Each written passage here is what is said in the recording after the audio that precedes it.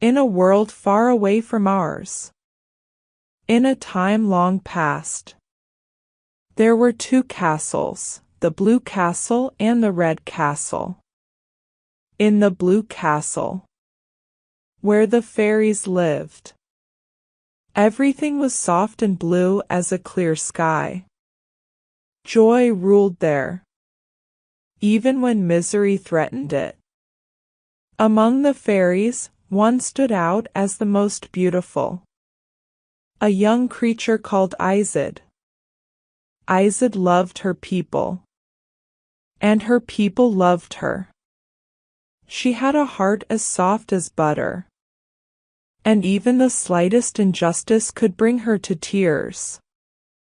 Whenever one of the high fairies passed away, she cried for months longer than anyone else. Her softness of heart was only matched by the beauty of her wings, longer and paler than those of any other fairy. They shone in the sunlight and danced in the air as she flew, and everyone called them her wings of water. It came as a surprise to nobody when Izid was chosen to be the next queen.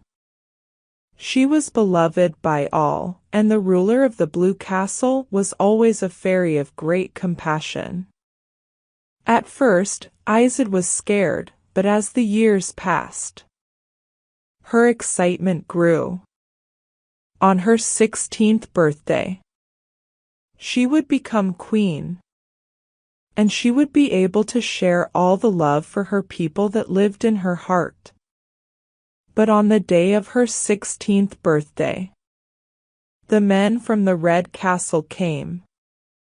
Dressed in deep red, their eyes burned like the fires of hell. They dyed the Blue Castle red with blood. They murdered without care. And for every drop of blood spilled, Izid shed a bitter tear. When they finally came to her home lying in flames around them, her body was a dry, empty shell. But the red men did not kill her. That would have been far too kind of fate for a fairy like Izid. They beat her, ripped out her wings, and left her alone in the Blue Castle. All alone. Her beauty was dead, and her magic was gone. Della loved her people, and her people loved her. Her mother and father, the king and queen of the Red Castle, boasted loudly of her with pride, and her people gave her endless gifts and compliments. She had gorgeous red hair, which burned bright in the sun, and the people called it her hair of fire. In the Red Castle, everything was warm, bright and strong, and Della was the strongest of all. She watched countless battles between gladiators without fear. And when they killed each other, she jumped and cheered. She would be queen one day, and she would be a powerful queen. But on Della's 16th birthday, everything changed. The day started with beautiful sunshine, but quickly turned dark and wet. Many people had come to celebrate the princess's birthday, and now they stood packed inside the chilly castle, their bright mood ruined by the bad weather. It was a sign, said some, but the king and queen laughed off their comments. The gods are simply afraid of your strength, said the king, and even they wish to challenge you. Della smiled. One day, I will destroy them, too. Della sat on the throne and received the people's gifts one by one: cakes, fine jewelry, gorgeous paintings and dresses. But most importantly, a wide range of weapons. And even a few war horses. Finally, Sir Galen, the head of the Queen's guards, came up, dressed in his autumn leaf uniform. He had a particularly interesting present for Della, presented in a small wooden box. "These are fairy wings, Your Majesty. They possess strong magic. Although it is a dangerous force, a powerful queen must learn to use all forces for herself. Be cautious with them." Della reached forward to examine the wings. But as soon as she touched them, the doors to the Red Castle flew open, banging loudly against the walls. A horrible wind blew and sheets of rain swept inside, bringing cries of anger from the guests. "Shut those doors," commanded the queen. The guards attempted to do so, but the doors were held open by the force of the wind. Out of the rain stepped a tall figure wrapped in a black cloak. As soon as they were inside, the doors slammed shut behind them. All stood in silence and observed the mysterious figure, who pushed through the crowd towards the princess.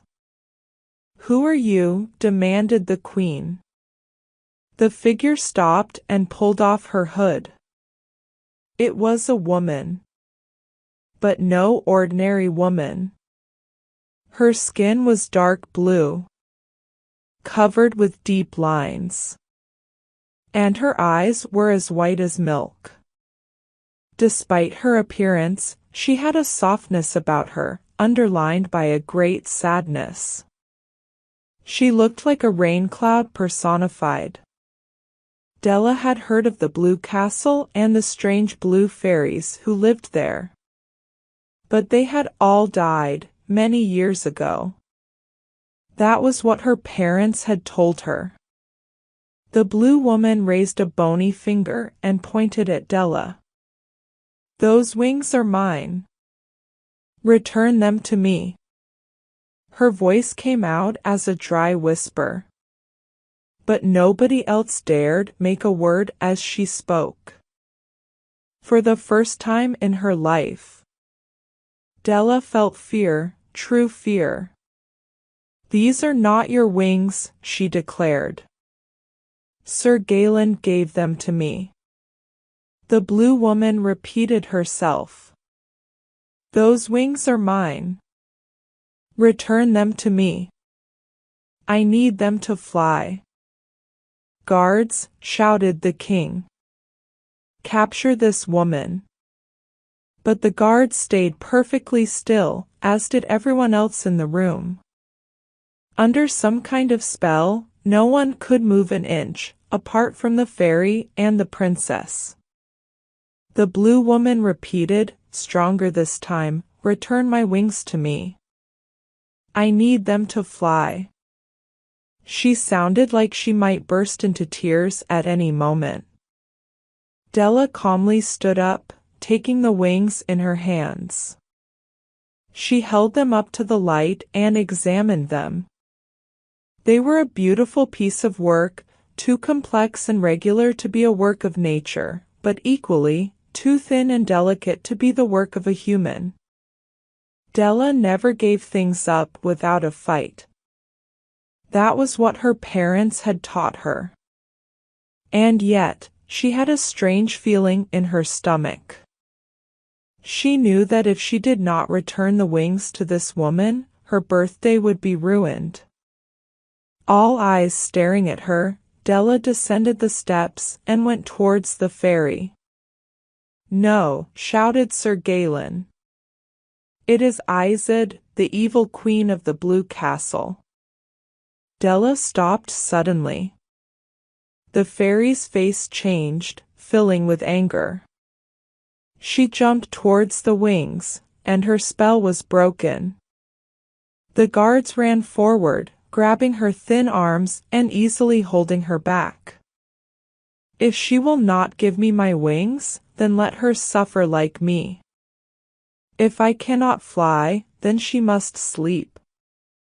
Tonight, Your beloved princess will fall into a deep sleep and never wake up again. And then, in an explosion of raindrops, Izid was gone. The damp cloak fell to the floor and left the guards grasping at air. The red castle fell silent, and the rain outside stopped, the sun finally returning. But none could feel its warmth. Although the people of the Red Castle dismissed magic and those who used it, they understood its power. Nobody doubted the words of the Blue Fairy, and the king and queen sought the help of the best healers and spellcasters in the land to remove their daughter's curse. But none could undo it, for it was a curse more powerful than any of them had ever seen. All they could do was take precautions. So that night, Della did not go to bed. Neither did she the night after that.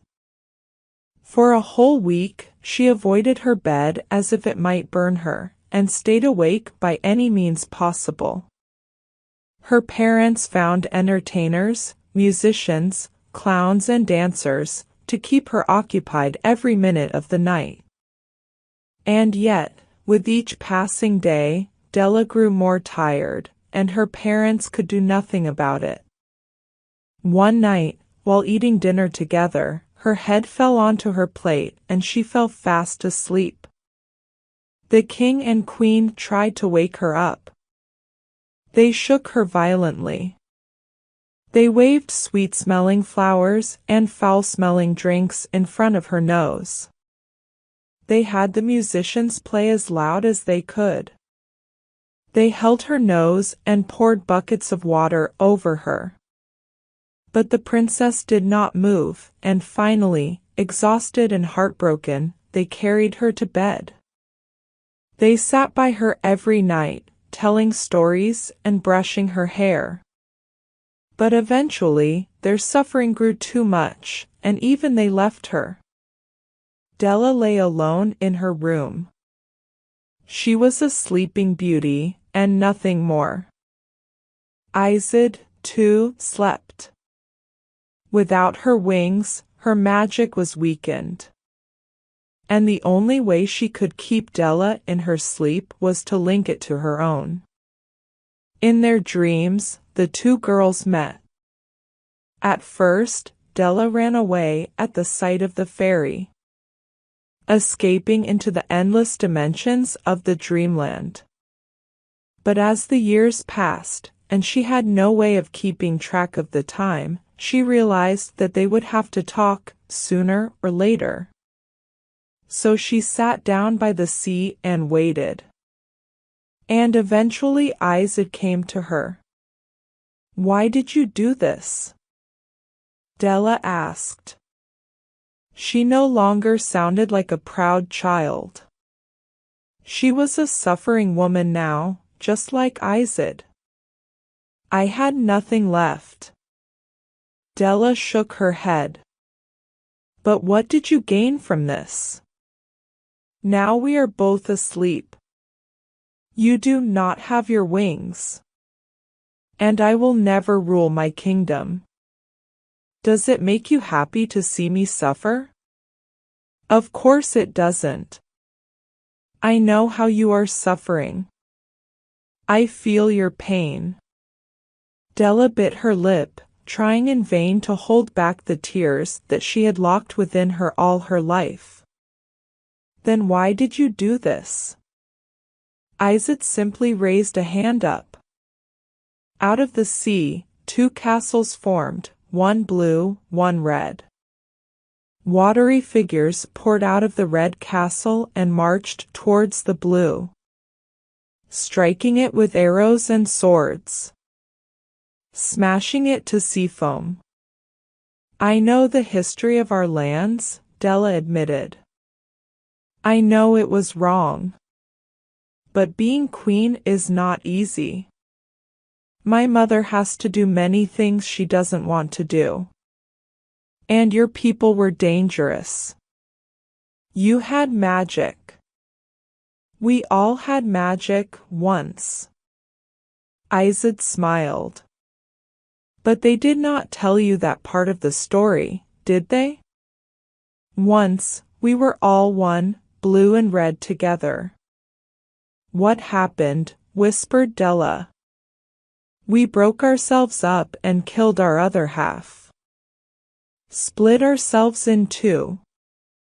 Della shook her head. Why? For the same reason that my people feared yours and your people hated mine.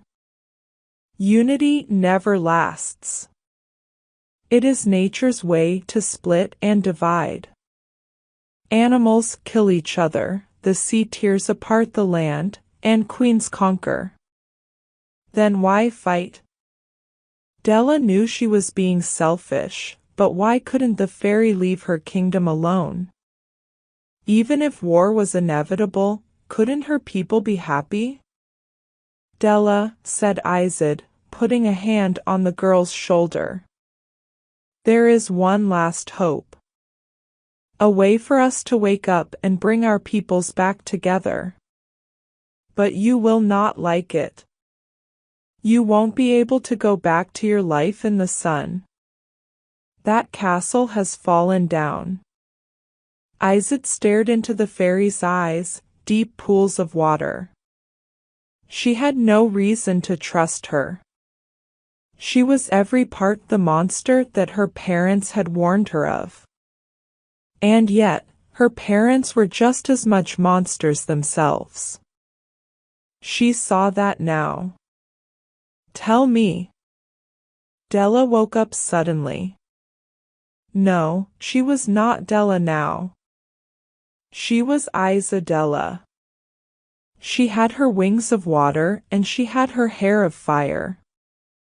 Izadella floated out of bed and examined the dusty room she was in.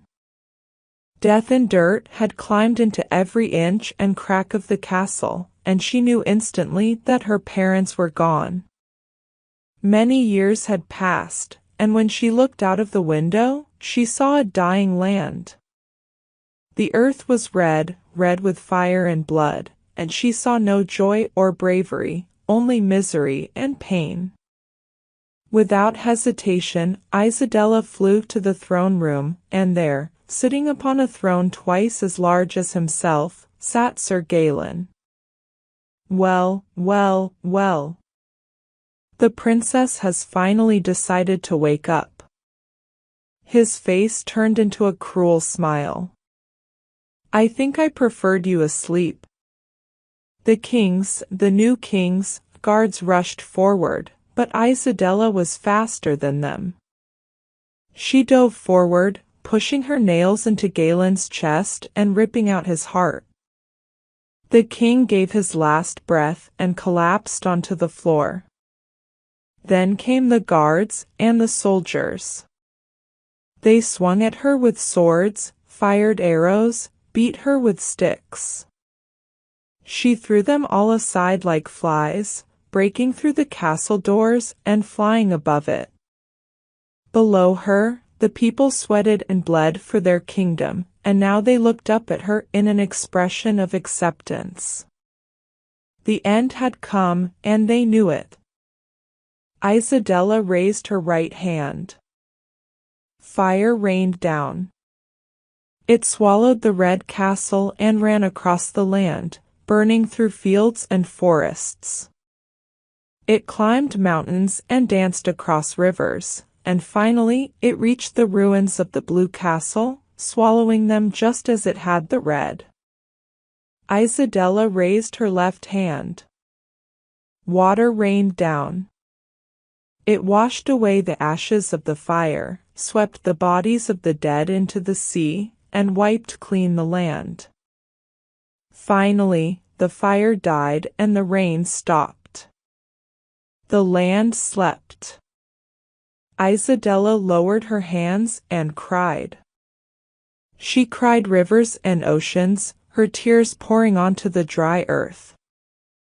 All around, silence and darkness ruled.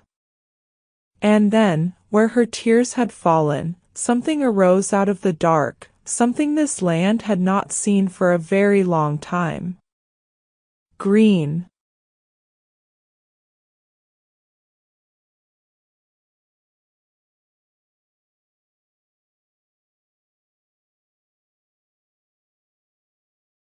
Once there was a snail who wanted to be fast. But of course, snails are very slow. They don't have long legs to run with, and they're too small to move quickly.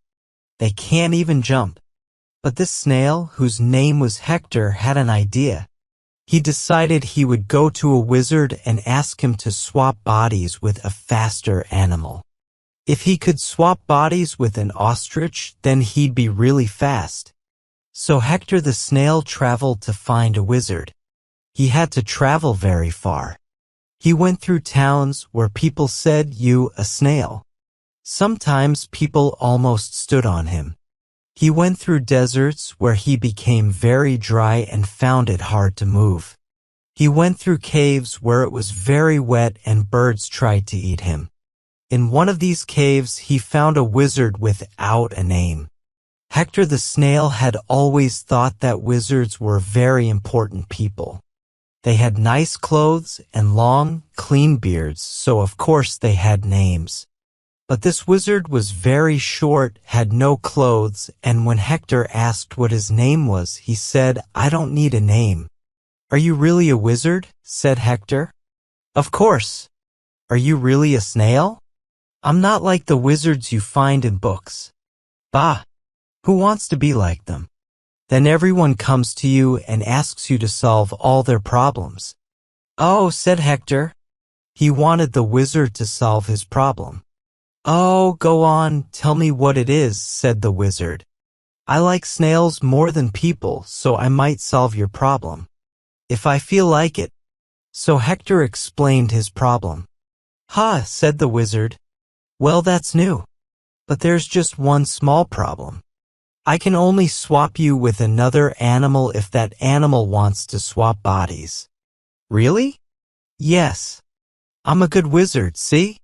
If I swapped your body with an ostrich, I don't think that ostrich would be very happy. And you're not going to find any ostrich who wants to swap bodies with a snail, I think. Anyway, you don't know how to move like an ostrich. You would look very stupid."